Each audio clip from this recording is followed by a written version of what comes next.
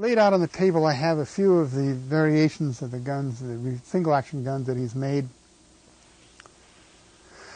One of the more popular ones now, of course, is the Vaquero because of cowboy shooting, and you notice how much this looks like a single action Army Colt.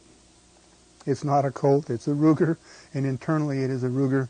And of course it's a new gun, so it has the safety built into it, and you can see it here, but we'll get into that more later. If the trigger is not pulled and the transfer bar isn't up, it can't fire. This is a new gun. Now another version of it, in cock it then, the hand rises, but you'll also notice down here, right there's the plunger on the hammer. See it push in. And barely in the picture right here, you can see the tail end of the cylinder stop. When you cock the gun then, the hand rises. You can see it raising. You also see the hammer plunger make contact with the cylinder stop and rotate it down. You see the cylinder stop rotating down here.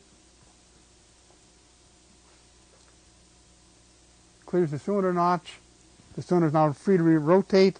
The hand hits the cylinder ratchet pad. With that off, then you can take out the pins. To take out the trigger retaining pin, you need to push this spring down because it retains it. There's a groove in the pin. You take a screwdriver or something and push that spring down. And I like to push it out notched in first.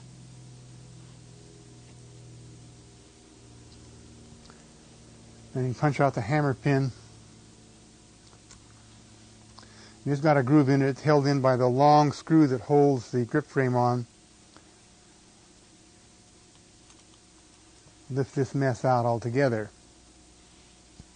Now while we're here and got this apart, and when it was in the window, it was floppy. It flopped back and forth. But look, see, someone's fiddled with the cylinder stop, and they have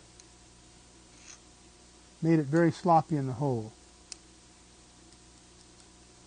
Now if we put in a new cylinder stop that's wider, that would take care of almost all of that side slop.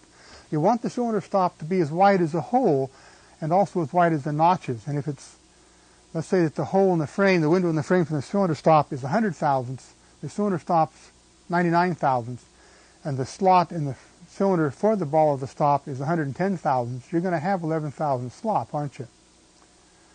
Not a whole lot you can do about it unless you want to open up the hole in the frame. Now, we have the two problems with the gun. We have the rotational play because of the sloppy cylinder stop, and we have slow timing because of a slightly short hand. Now, if I were going to do this for real, I would put in